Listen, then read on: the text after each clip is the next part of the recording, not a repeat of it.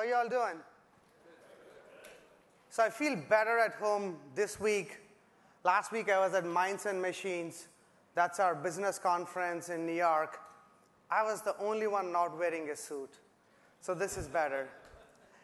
So I wanted to talk about transparency a little bit. I had the good fortune of having Sanjeeva come to GE, talk about how they work as a company.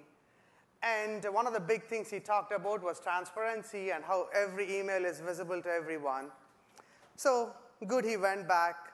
The first question one of my leaders came and asked me was, when can I see your email? It was mid-year times. That's when the whole discussion stopped. I hope to get there sometime, but what I want to talk about today is, what does it mean? What is industrial internet? And how do we look at the market, and what's the technology that's needed to drive that discussion forward?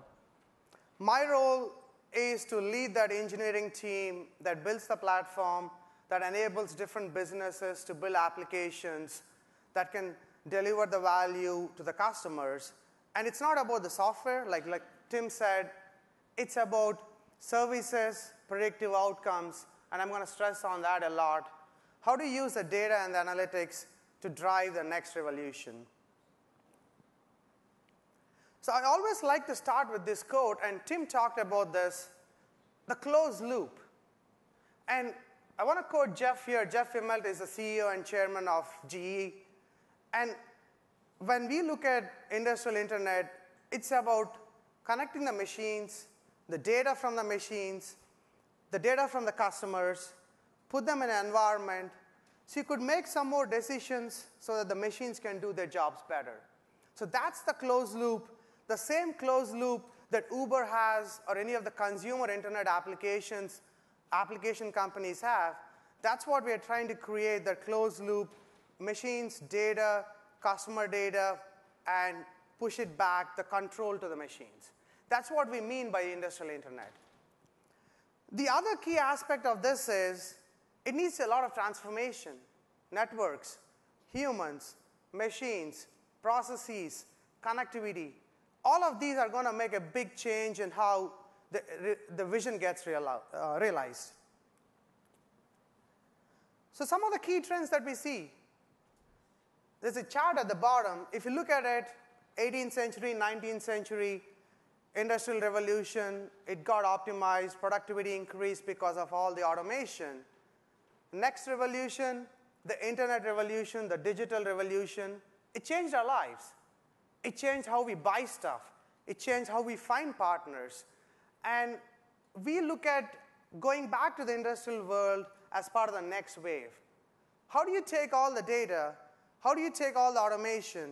How do you connect all these systems together to increase the productivity, increase the availability of the industrial equipment? And that's what we look at as the third revolution, the industrial revolution. It's a lot about connecting humans and the machines. Sanjeeva talked about this. When he talks about that connected triangle, applications, data, and humans. Applications, humans, and data.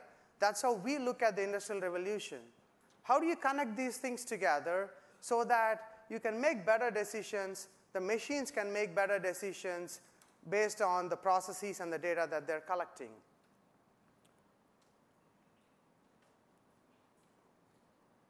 If you go back 20 years and think about how Amazon, how eBay changed our world, there were brick and mortar companies like Borders that sort of missed the trend. Who would have ever thought Amazon would become the biggest book retailer in the world? That's changed how we do things. And that enabled us to create new business models. Uber is a good example of how new business models were being created and new businesses are being created. And we see the same trend move into the industrial space so that you can use all the data and do new stuff. So what does this mean? It means that there's going to be a lot of devices connected. What do you do with all the connected devices? You got to collect the data. I'm going to quote Jeff again on this one. He said this at the conference last week. We were an industrial company, and we woke up to be a software and analytics company. The point he was trying to make was, let's not repeat the same mistakes, and this was a message to the industrial companies. Let's not repeat the same mistake as the traditional brick and mortar companies did. They ignored the transition and the transformation that was happening in the industry, and we cannot do that same mistake. We got to find a way to leverage software, leverage analytics, and use that data to do better things for our customers, to enable the customers to be more productive and get more outcomes. Two things that I'll continue to stress when I say outcomes to the customers. One is reducing unplanned downtime. I'm going to talk through some use cases on what do I mean by reducing unplanned downtime and how it applies to every industry. The other key outcome that we want to deliver to customers is how do you ensure that they're executing their operations very efficiently, not looking at one asset, across their whole operations, and that's the key. So these two are what we sell to the customers, or the value you could sell to the customer by building applications, software on top of the whole platforms that WSO2 or anyone would build. I think that's the key. Finding that value and not doing the same mistake as the traditional companies have done in the consumer space.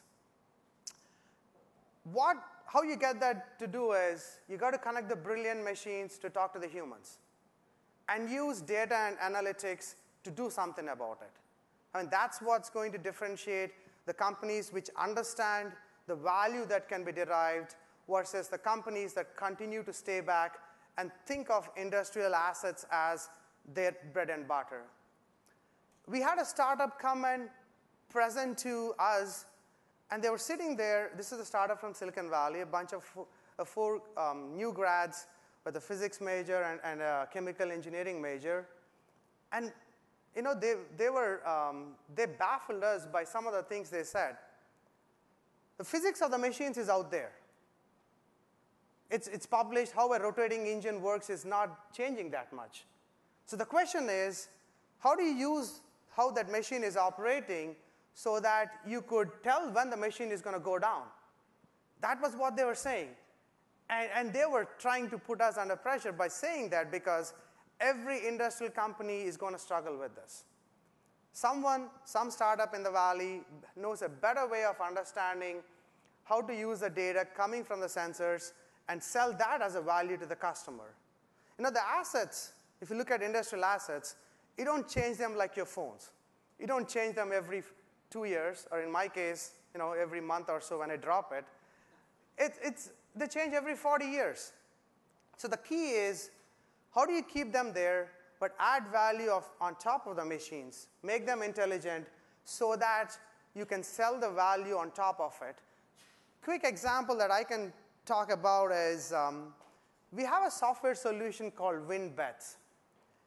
If you are familiar with, anyone familiar with the wind business, wind turbines? That's what I expected in Silicon Valley. There is the way it works in the wind business is you got to predict how much energy you're going to make. You can't predict less. You cannot predict more. So the value that the customer needs is some kind of analytics that closely gets them to the actual wind energy that they can make. And so what we tell the customer is, use analytics. We can predict how much energy you're going to make. And if you make 60 million, we make half out of it. So we call that outcome-based selling. And the only way we could do that was look at how did we do over the last 20 years? What's the speed of the wind that's coming in? How are the turbines working right now? And use all of that data to crunch the numbers and give that outcome to the customer. And this is how the industrial customers think when they think of what value do they need to get out of the platform. A quick story I want to tell here is when I joined GE, I knew nothing about the industrial space.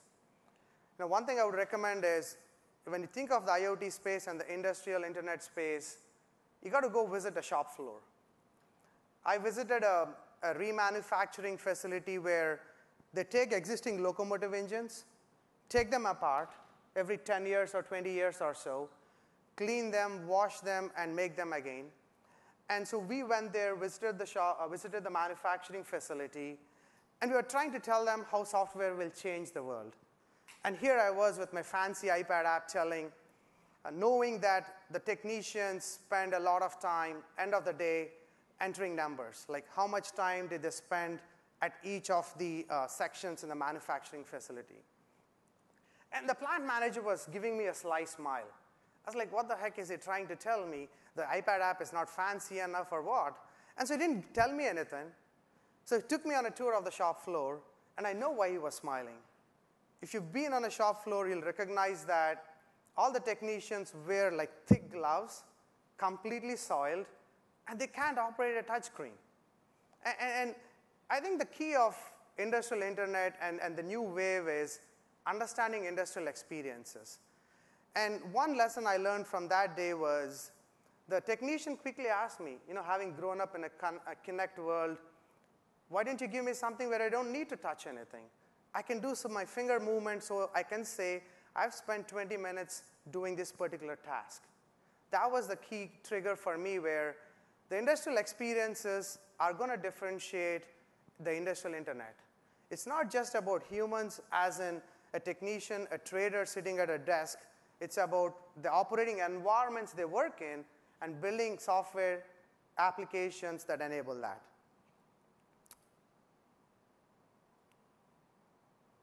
So why right now? So what's unique about where we are right now in the space that this is happening? We look at 4 key things. First one, we've talked about a trend, Internet of Things, the ability to do all these things to be connected together so that you can do something. So that's one trend that we are seeing get bigger and bigger. The second one is they're not just getting connected, the machines are getting intelligent. If you look at it, if you can just connect the data, there's not much value you can get out of it unless you can do something about it. Again, if you're in the industrial space, the controllers that connect the industrial equipment, they don't change that frequently. They've been in the same old school technologies, PLCs, and the way a trigger point has occurred is we as a company are looking at controller interfaces that can run applications on top of them. You can run edge analytics on them. Cisco has a term called fog computing, and it refers to the same thing. How do you make these machines intelligent, but going back to the same thing? You can't rip and replace the machines apart. You got to add to it. The third trend that we see is big data. Industrial big data is very unique from what you would have seen as big data problems outside in the industry. Couple of key reasons. The volume is really high. If you think about an aviation engine, it collects 1 gig of data every flight. It's 100 gig of data every flight taking off from the West Coast to the East Coast. Imagine every airline, every day, quickly gets into peta and exabytes and something bigger. So the scale of data in this space is very unique, but now we have the technology, Hadoop and other players, Spark and others, that let us do that. The last key thing is analytics. It used to take a data scientist, I was told, 6 months. Once you write an analytic, to put that into production, because they couldn't get all the data, they couldn't run all of them in a production environment, but that has changed. So these 4 key aspects are sort of creating a trigger point to make this market real, to make this vision real, and what's happening in the industry in terms of technology evolution. I've talked about what's the value that, as a software player, we all can add. The key is We have this term within GE called the power of one. Every industry we touch, we know, and this is quantitatively proven, you increase, let me take aviation as an example.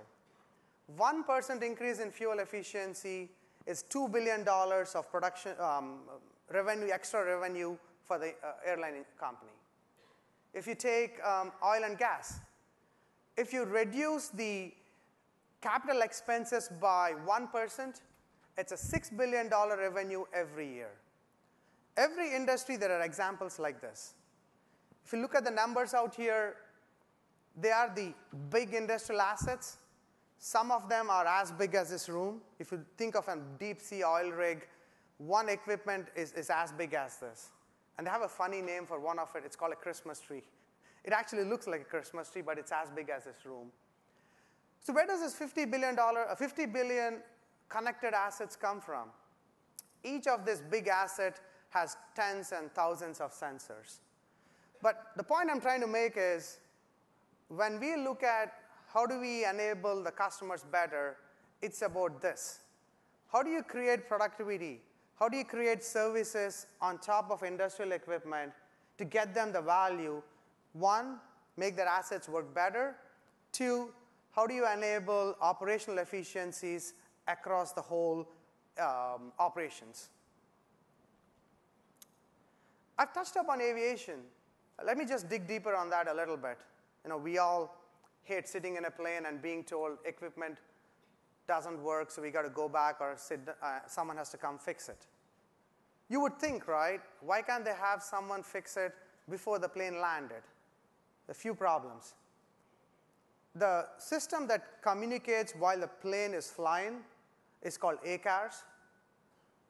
And that runs on satellite networks. You can only send maybe kilobytes of data.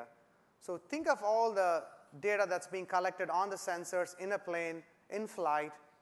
It's really very expensive to send it.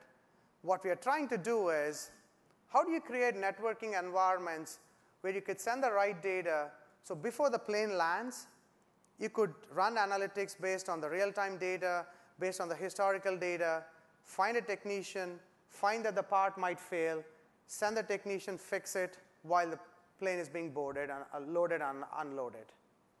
That's the value we're trying to add. What does that bring to aviation?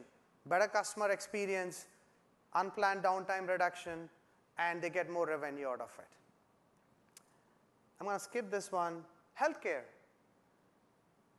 I hope none of you have been to a trauma center, but one thing I found out is, if you are taken to a trauma center and a specialist is not there, and if they've taken an MRI, if they've taken a CT scan, what you have to do is, and this is what they still do, they paste a bunch of CDs on you while they transfer you to a different location. It's just because the doctors at the other location have no way of seeing the MRI and the CD scans, or they tend to redo it. And so one of the solutions we built was a cloud-based imaging solution where you can look at the images and you can log in as a different doctor and look at the data. You would think these are very simple to do. How come no one has done this? And if you look at the industrial sectors, the amount of innovation and the amount of disruption that can happen is huge. The opportunity is there. Oil and gas, it's the same thing. If you heard of this deep sea oil rigs, if you want to change something, even a small configuration, it takes 6 months because someone has to be scheduled on a chopper ride to go land on that oil rig to make a configuration change to get different kinds of data. A lot of times, you don't know whether the oil rig, some part of the oil rig is up or down because someone has to physically, manually go inspect that. And so there's like 5 to 10% of production down in every oil rig because of this.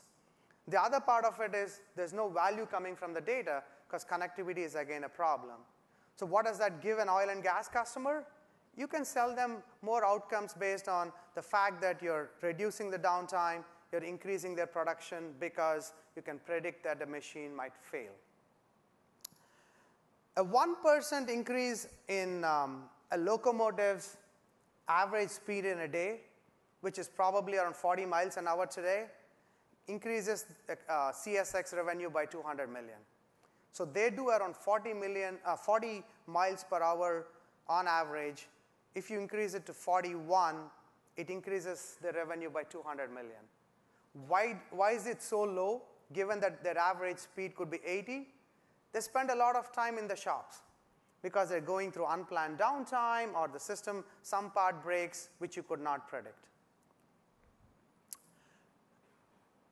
There is a consistent theme in all of the industrial sectors. Tim and I were talking earlier on, you build something for the industrial space, one business, does it apply to every other business? Some of the scenarios I went through, aviation, oil and gas, transportation, their problems are not unique. The technology solutions could be similar. What could be unique is physics-based analytics that are very domain-specific. But if you take a platform like WSO2 or anything that's built on top of it, that's the approach. You can build solutions adding the domain value or the domain-sensitive analytics, and the rest of the platform aids the outcomes. Let me take wind farm as an example and talk about what kind of platform is needed. A wind farm, if you've driven across the East Bay, you would have seen Livermore. It's a pretty unique environment. Each turbine has a bunch of sensors that control the speed and the pitch of the blade. In a farm, each of the turbines talk to each other. If the pitch of the blade of one turbine in the front needs to be changed because the wind direction has changed, its wake can affect the downstream production of the next wind turbine. So these turbines have to talk to each other in a connected environment. And then when this data needs to be sent to the cloud and into the data centers, into the big data environments, so that you can predict how much energy can be made, or actually shut down one of the turbines so that you don't make more energy. Like I said earlier, it's all about accurately predicting how much can you make. No more, no less. The closer you get, the more value you add. And that's why using the farm data and using that data with the other farms, as an operator, you need to ensure that you are predicting, you are making the right amount of electricity. So if you look at it, I've talked about what are the different things that this ecosystem needs to do. You need a machine environment that can take sensors and can collect the data. You need an environment where the machines can talk to each other in a network without communication to the internet, because it's a closed-loop communication. You need the ability to collect the data and push the data into a data center so that you can do some analytics about it. You need the ability to run the analytics, because industrial analytics are different. You need to combine physics-based algorithms with your typical statistics-based machine learning algorithms, and that's the key. All of this has to be done with a common notion of asset. This is, again, very unique to industrial space. An asset goes through a design life cycle, as built, as designed, as built, as maintained, and as retired. Because you keep replacing the parts, because it's a 40-year life cycle. So you've got to understand when you run the analytics, which part do I have? And so common asset understanding is very key in this ecosystem. So what do you need for a platform like this? The key is, and I stress on this, it's got to be machine-centric. If you look at it, the first revolution gave a voice to the customer. The digital revolution, it gave voice to us. Our prediction and our vision is the next revolution is going to give a voice to the equipment. It's going to give a voice to the industrial machinery so that they can take some actions, they can interoperate, and they can make some decisions talking to each other. And so it's got to be a very machine-centric platform. And allowing the machines to talk to each other, connect to each other at a very high scalable network with complete minimal latency, that's key. The second part of it, like I said, the industrial big data space. It's very unique. Time series is very critical to, time series data is very critical to the kind of data that we need to process in an industrial environment. The tags are very unordered. There's no schema behind it. typical relational or non-relational, you know what the metadata behind it or the meta model behind it. You don't have that luxury. When an aviation engine sends 20,000 tags, tags are the equivalent of, if you want to simplify it, a column in your database, you got to find a way to deal with that complexity. So that is very key to a big data platform in the industrial space. The next one is modern architecture. I said this earlier. If you go open the vault of the investments in the industrial spaces from an IT standpoint, it's not there. Some of the things which you thought could be very simple, it's not there. So it's giving us the opportunity to jump up and, like I talked about, the wearables-based architectures, push the envelope so that you can do these new applications, and that's why the modern architectures are critical. Last one, they got to be resilient and secure. I sat through a demo at a security company that I'm not going to name, who hacked into a smart meter, who could shut down the whole neighborhood just by controlling the open networks that the smart meters send the data on. You cannot do that in an industrial environment. You are controlling electricity grids. You're controlling heavy machinery. And so it's very important for these environments to be resilient and secure. And as you expose more data, the environments are opening up, hackers are going to get in. So the security restrictions and the ability to control is very important. Think of auditing in case of an industrial environment. There are millions of sensors sending the data, and if you want to show an audit flow of the data, how do you assign a unique identity to each sensor? How do you tag each piece of data all the way to the store? These are some of the problems Sanjeeva and we were talking about. And that's the scale where you need to push your identity systems. You need to push your auditing systems, because it's not a trivial task to audit 50 billion sensors collecting the data. The transition that we've looked at, first generation, enabling the consumers, what we look at this wave is bringing the operational technologies and the IT together. A lot of the investments of the last 40 years were on the IT side of it. Now we are getting into operational technologies where there were closed networks. They would speak proprietary protocols like OPC UA, Zigbee, Modbus, CAN-bus. Now we are trying to merge these two together. If you thought of the complexity we had with integration in IT space, it's getting much bigger. They don't speak the same data. They don't speak the same security between these two realms. So the world of industrial internet just gets complex and complex. So sort of closing back on the architecture that we look at when we talk about an architecture for building industrial internet applications is this ability to define software-defined machines, intelligent machines, a technology to connect the machines together, move the data into the cloud in a big data environment, run analytics on top of it, all of this using a common asset model, and deliver the rich industrial experiences. This is a reference architecture for an industrial internet platform. The two key things that we talk about when we talk about the industrial internet platform are software-defined machines and the big data stack. And I've talked about it's not just to connect the machines. You've got to make them intelligent. You've got to be able to run analytics in the big data environment. But like I said, the wind turbines make decisions locally with a small set of data. You don't want to have the data scientists write the algorithm twice, and they should be able to write it once, but run in a small compute environment with a small data set. Moving that analytic approach into both the environments, that's complex. And that's what we want to get done in the software-defined machine space. I've talked about the volume of big data. Every airline engine, 1 terabyte, sorry, I said 100 gigabyte, 1 terabyte. It gets much bigger and bigger. The same problem exists for every industry that we look at. So the key for this is you got to be able to take that real-time data coming in, merge that with your persistent customer data from your ERP systems, because analytics and outcomes are a combination of those two.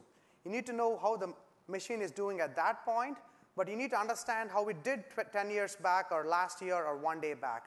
And so giving access to all the data at one place and any kind of data is critical when we think of a data lake for industrial data. This is our vision of the platform, and this is what we're building. We talked about, I think Sanjeeva talked about Predictive. That's the platform organization that I lead, and that's where we integrate with WSO2 for some of the security stuff. It's a large opportunity across the industry and a lot of problems to be solved. This is the time. I want to leave this by, similar to what Sanjeeva said, it's all about connecting the humans, the machines, and the analytics. That's the key. You can't leave any of them out of the ecosystem.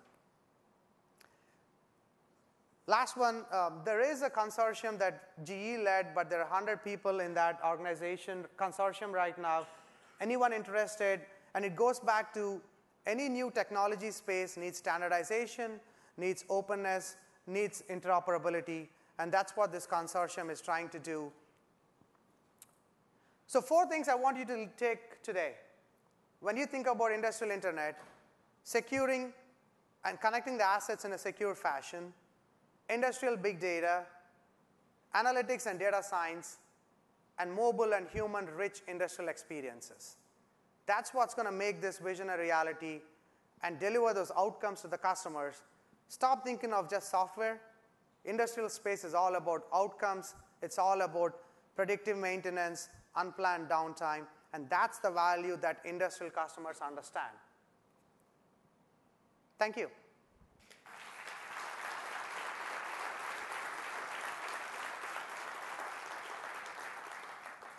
I guess I can take a few questions.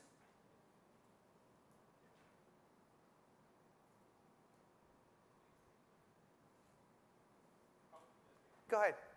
So with Predictive using Pivotal, I guess, how are you playing with WSO2 or how are you utilizing it? Yeah, so the question was with Predictive and Pivotal and WSO2, how do we play together? I think Tim touched on this and Sanjeeva talked about this. This is an ecosystem and a place that's evolving continuously. I mean, we're just getting started. With WSO2, the way we use them is as an out-of-the-box platform, identity and authorization solution, we integrate with WSO2. Pivotal is an underlying big data stack that is enabled so that you can push your large volumes of data into the platform. And so, again, the architecture is evolving. So every request can be authenticated against WSO2, but as a platform, we need to be open. So we integrate with SiteMinder, we integrate with any other custom identity management solution. But given the need for developer experience to be very simple, we give an out-of-the-box experience with WSO2 integration. Each of them have their role to play. What will happen is, and Sanjeeva and we were joking, he and I are going to be selling it to the same customers, right? I'm going to build on him and sell to the same customers. And so we're trying to figure out what's the market need. We're trying to figure out what's the right technology combination. And right now, that's the approach we take. We try to be as open as possible. Our value to the customers is we understand the industrial space, right? We don't want to reinvent software. We want to use as much as possible that's out there, open source as much as possible, and then add the value that's very unique to GE in terms of analytics, in terms of understanding the machines, understanding how the networks for the machines need to be. That's where our value is. Rebuilding an identity management solution, no. Rebuilding a Hadoop system, no. And that's where we depend on partners to enable that. Do you have an example? I've heard you speak several times, and I like the very high level you're giving with the locomotive engines and the turbines and everything. But is there things like inside your software operations you're looking at, or inside your traditional IT space that you're looking to integrate more data analysis and more IoT-centric items? Yeah. So the aviation example that I gave right now, and it's publicly available, you can send me an email. We published a white paper on how we are taking the aviation data in a data lake environment built on Pivotal stack, the volume of data, we capture that, and what kind of analytics we are running is all documented. So there is a publicly documented example of an instantiation of what I just described in aviation. I'm sure there are more of it, but that's the one that we have talked a lot about. It's called the Aviation Data Lake, and there was a press release 2 weeks back or a month ago or so. All right, you guys were great. Thank you.